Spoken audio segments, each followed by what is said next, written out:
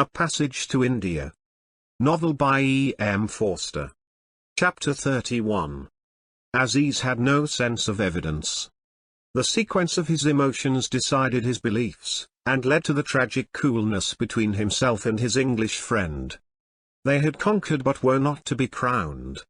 Fielding was away at a conference, and after the rumour about Miss Quested had been with him undisturbed for a few days, he assumed it was true. He had no objection on moral grounds to his friends amusing themselves, and Cyril, being middle-aged, could no longer expect the pick of the female market, and must take his amusement where he could find it. But he resented him making up to this particular woman, whom he still regarded as his enemy. Also, why had he not been told? What is friendship without confidences? He himself had told things sometimes regarded as shocking. And the Englishman had listened, tolerant, but surrendering nothing in return. He met Fielding at the railway station on his return, agreed to dine with him, and then started taxing him by the oblique method, outwardly merry. An avowed European scandal there was, Mr. McBride and Miss Derrick. Miss Derrick's faithful attachment to Chandrapur was now explained. Mr. McBride had been caught in her room, and his wife was divorcing him. That pure-minded fellow. However, he will blame the Indian climate. Everything is our fault really. Now, have I not discovered an important piece of news for you, Cyril? Not very, said Fielding, who took little interest in distant sins. Listen to mine. Aziz's face lit up. At the conference, it was settled. This evening will do for schoolmastery. I should go straight to the Minto now. The cholera looks bad. We begin to have local cases as well as imported. In fact, the whole of life is somewhat sad. The new civil surgeon is the same as the last, but does not yet dare to be. That is all any administrative change amounts to. All my suffering has won nothing for us. But look here, Cyril, while I remember it. There's gossip about you as well as McBride. They say that you and Miss Quested became also rather too intimate friends. To speak perfectly frankly, they say you and she have been guilty of impropriety. They would say that. It's all over the town, and may injure your reputation. You know, everyone is by no means your supporter. I have tried all I could to silence such a story. Don't bother. Miss Quested has cleared out at last. It is those who stop in the country, not those who leave it, whom such a story injures. Imagine my dismay and anxiety. I could scarcely get a wink of sleep. First my name was coupled with her and now it is yours. Don't use such exaggerated phrases. As what? As dismay and anxiety. Have I not lived all my life in India? Do I not know what produces a bad impression here? His voice shot up rather crossly. Yes, but the scale, the scale. You always get the scale wrong, my dear fellow. A pity there is this rumour, but such a very small pity, so small that we may as well talk of something else. You mind for Miss Quested's sake, though? I can see from your face. As far as I do mind. I travel light. Cyril, that boastfulness about travelling light will be your ruin. It is raising up enemies against you on all sides, and makes me feel excessively uneasy. What enemies? Since Aziz had only himself in mind, he could not reply. Feeling a fool, he became angrier. I have given you list after list of the people who cannot be trusted in this city. In your position I should have the sense to know I was surrounded by enemies. You observe I speak in a low voice. It is because I see your say is new. How do I know he isn't a spy? He lowered his voice. Every third servant is a spy. Now, what is the matter? He asked, smiling. Do you contradict my last remark? It simply doesn't affect me. Spies are as thick as mosquitoes, but it's years before I shall meet the one that kills me. You've something else in your mind. I've not, don't be ridiculous. You have. You're cross with me about something or other. Any direct attack threw him out of action. Presently he said. So you and Mademoiselle Adela used to amuse one another in the evening, naughty boy. Those drab and high-minded talks had scarcely made for dalliance. Fielding was so startled at the story being taken seriously, and so disliked being called a naughty boy, that he lost his head and cried, "You little rotter. Well, I'm damned. Amusement indeed. Is it likely at such a time? Oh, I beg your pardon, I'm sure." The licentious Oriental imagination was at work, he replied, speaking gaily, but cut to the heart. For hours after his mistake he bled inwardly. "You see, Aziz, the circumstances, also the girl was still engaged to Heaslop, also I never felt." "Yes, yes, but you didn't contradict what I said, so I thought it was true." "Oh dear, east and west. Most misleading. Will you please put your little rotter down at his hospital?" "You're not offended?" "Most certainly I am not." "If you are, this must be cleared up later on." "It has been," he answered, dignified. "I believe absolutely what you say, and of that there need be no further question. But the way I said it must be cleared up. I was unintentionally rude. Unreserved regrets. The fault is entirely mine." Tangles like this still interrupted their intercourse. A pause in the wrong place, an intonation misunderstood, and a whole conversation went awry.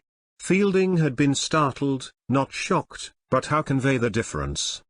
There is always trouble when two people do not think of sex at the same moment, always mutual resentment and surprise. Even when the two people are of the same race. He began to recapitulate his feelings about Miss Quested. Aziz cut him short with, "But I believe you, I believe. Mohammed Latif shall be severely punished for inventing this." "Oh, leave it alone, like all gossip, it's merely one of those half-alive things that try to crowd out real life. Take no notice, it'll vanish, like poor old Mrs. Moore's tombs. Mohammed Latif has taken to intriguing. We are already much displeased with him. Will it satisfy you if we send him back to his family without a present? We'll discuss ML at dinner." His eyes went clotted and hard. "Dinner? This is most unlucky, I forgot. I have promised to dine with Das. Bring Das to me. He will have invited other friends." "You are coming to dinner with me as arranged," said Fielding, looking away. "I don't stand this. You are coming to dinner with me. You come." They had reached the hospital now. Fielding continued round the Maidan alone. He was annoyed with himself, but counted on dinner to pull things straight. At the post office he saw the collector. Their vehicles were parked side by side while their servants competed in the interior of the building.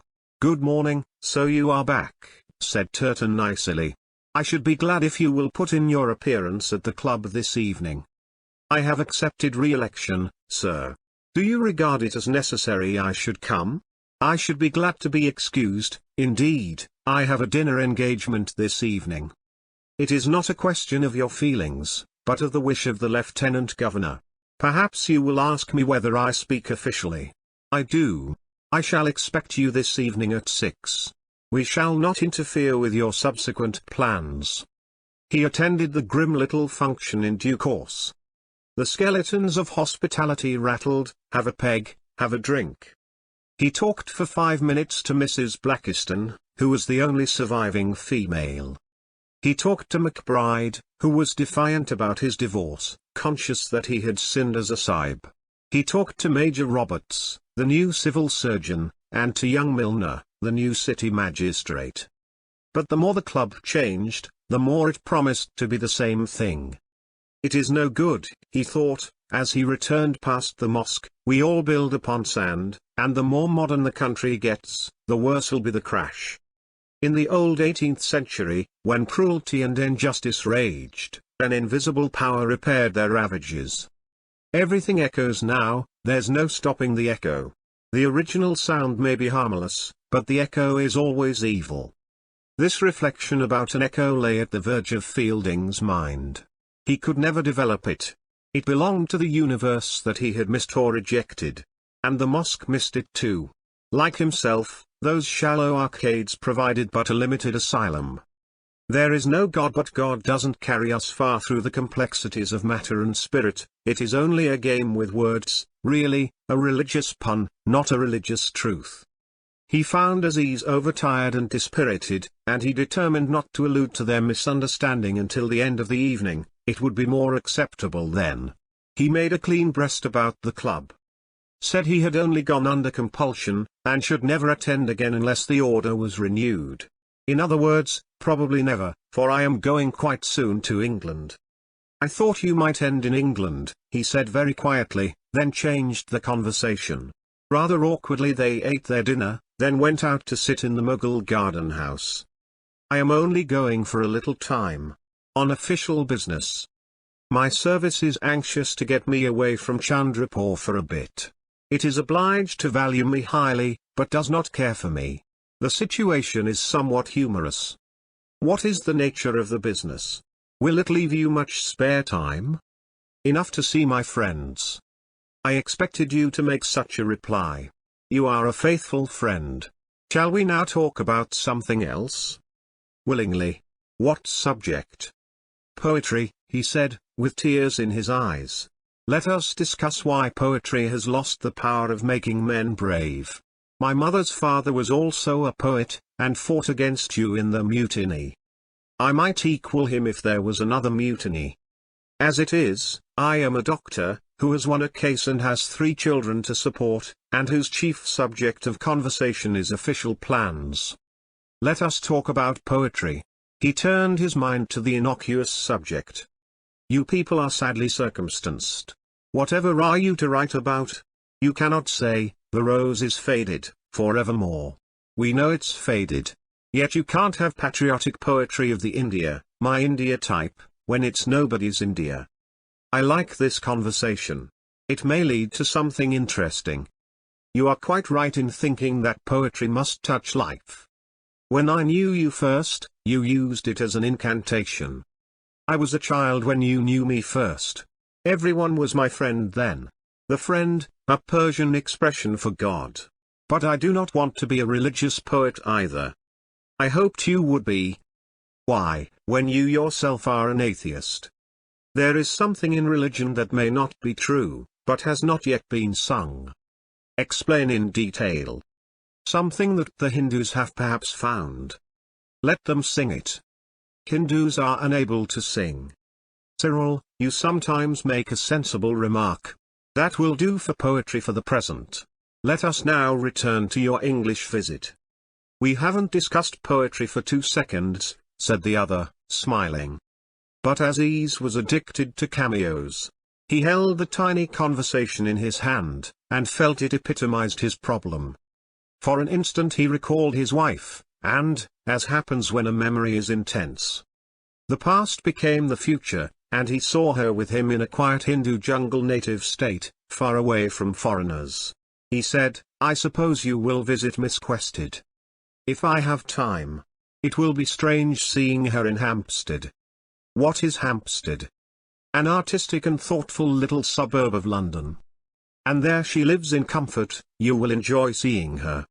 Dear me, I've got a headache this evening. Perhaps I am going to have cholera. With your permission, I'll leave early. When would you like the carriage? Don't trouble, I'll bike. But you haven't got your bicycle. My carriage fetched you, let it take you away. Sound reasoning, he said, trying to be gay. I have not got my bicycle. But I am seen too often in your carriage. I am thought to take advantage of your generosity by Mr. Ranchand. He was out of sorts and uneasy. The conversation jumped from topic to topic in a broken-backed fashion. They were affectionate and intimate, but nothing clicked tight. Aziz, you have forgiven me the stupid remark I made this morning? When you called me a little rotter. Yes, to my eternal confusion. You know how fond I am of you. That is nothing. Of course, we all of us make mistakes. In a friendship such as ours a few slips are of no consequence. But as he drove off, something depressed him, a dull pain of body or mind, waiting to rise to the surface. When he reached the bungalow he wanted to return and say something very affectionate.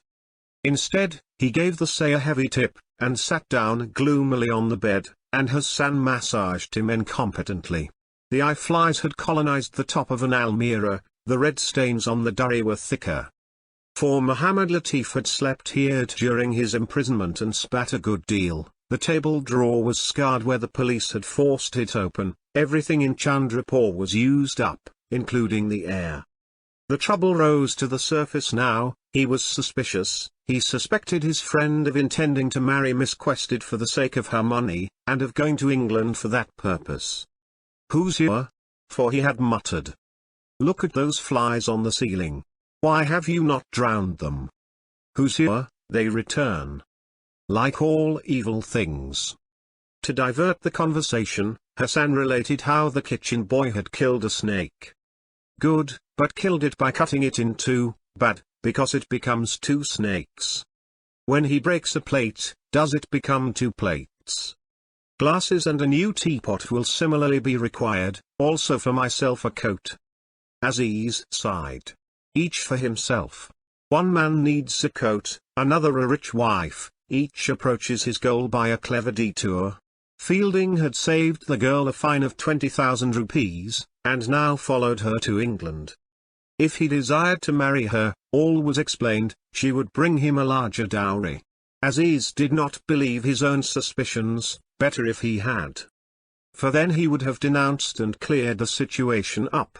Suspicion and belief could in his mind exist side by side. They sprang from different sources, and need never intermingle. Suspicion in the Oriental is a sort of malignant tumor, a mental malady, that makes him self-conscious and unfriendly suddenly. He trusts and mistrusts at the same time in a way the Westerner cannot comprehend. It is his demon, as the Westerner's is hypocrisy. Aziz was seized by it. And his fancy built a satanic castle, of which the foundation had been laid when he talked at Dilkushu under the stars. The girl had surely been Cyril's mistress when she stopped in the college. Mohammed Latif was right. But was that all? Perhaps it was Cyril who followed her into the cave. No, impossible. Cyril hadn't been on the cow doll at all. Impossible. Ridiculous. Yet the fancy left him trembling with misery. Such treachery, if true, would have been the worst in Indian history, nothing so vile, not even the murder of Afzul Khan by Sivaji. He was shaken, as though by a truth, and told Hassan to leave him. Next day he decided to take his children back to Missouri. They had come down for the trial, that he might bid them farewell, and had stayed on at Hamidullah's for the rejoicings. Major Roberts would give him leave. And during his absence Fielding would go off to England. The idea suited both his beliefs and his suspicions. Events would prove which was right, and preserve, in either case, his dignity. Fielding was conscious of something hostile, and because he was really fond of Aziz his optimism failed him. Traveling light is less easy as soon as affection is involved. Unable to jog forward in the serene hope that all would come right, he wrote an elaborate letter in the rather modern style. "It is on my mind that you think me a prude about women. I had rather you thought anything else of me. If I live impeccably now, it is only because I am well on the 40s, a period of revision. In the 80s I shall revise again. And before the 90s come, I shall be revised. But, alive or dead, I am absolutely devoid of morals. Do kindly grasp this about me." Aziz did not care for the letter at all. It hurt his delicacy. He liked confidences. However gross, but generalizations and comparisons always repelled him. Life is not a scientific manual. He replied coldly, regretting his inability to return from Missouri before his friend sailed. "But I must take my poor little holiday while I can. All must be economy henceforward, all hopes of Kashmir have vanished for ever and ever. When you return I shall be slaving far away in some new post." And Fielding went, and in the last gutterings of Chandrapur, heaven and earth both looking like toffee, the Indians' bad fancies were confirmed. His friends encouraged them. For though they had liked the principal, they felt uneasy at his getting to know so much about their private affairs. Mahmud Ali soon declared that treachery was afoot. Hamidullah murmured, "Certainly of late he no longer addressed us with his former frankness." and warned Aziz not to expect too much. He and she are, after all, both members of another race. Where are my 20,000 rupees? He thought. He was absolutely indifferent to money, not merely generous with it, but promptly paying his debts when he could remember to do so, yet these rupees haunted his mind. Because he had been tricked about them, and allowed them to escape overseas, like so much of the wealth of India. Cyril would marry Miss Quested. He grew certain of it, all the unexplained residue of the Malabar contributing. It was the natural conclusion of the horrible senseless picnic, and before long he persuaded himself that the wedding had actually taken place. End of the chapter. Now, let's listen to chapter 32. Chapter 32. Egypt was charming, a green strip of carpet and walking up and down it 4 sorts of animals and 1 sort of man. Fielding's business took him there for a few days. He re-embarked at Alexandria, bright blue sky, constant wind, clean low coastline, as against the intricacies of Bombay. Crete welcomed him next with the long snowy ridge of its mountains, and then came Venice. As he landed on the piazzetta a cup of beauty was lifted to his lips, and he drank with a sense of disloyalty. The buildings of Venice, like the mountains of Crete and the fields of Egypt, stood in the right place, whereas in poor India everything was placed wrong. He had forgotten the beauty of form among idle temples and lumpy hills, indeed. Without form, how can there be beauty? Form stammered here and there in a mosque, became rigid through nervousness even. But oh, these Italian churches! San Giorgio standing on the island which could scarcely have risen from the waves without it. The salute holding the entrance of a canal which, but for it, would not be the Grand Canal. In the old undergraduate days he had wrapped himself up in the many-coloured blanket of St. Mark's, but something more precious than mosaics and marbles was offered to him now. The harmony between the works of man and the earth that upholds them, the civilization that has escaped muddle, the spirit in a reasonable form, with flesh and blood subsisting. Writing picture postcards to his Indian friends. He felt that all of them would miss the joys he experienced now, the joys of form, and that this constituted a serious barrier. They would see the sumptuousness of Venice, not its shape, and though Venice was not Europe, it was part of the Mediterranean harmony. The Mediterranean is the human norm. When men leave that exquisite lake, whether through the Bosphorus or the Pillars of Hercules, they approach the monstrous and extraordinary. And the southern exit leads to the strangest experience of all. Turning his back on it yet again, he took the train northward. And tender romantic fancies that he thought were dead forever flowered when he saw the buttercups and daisies of June. End of the chapter. Thank you. Thank you.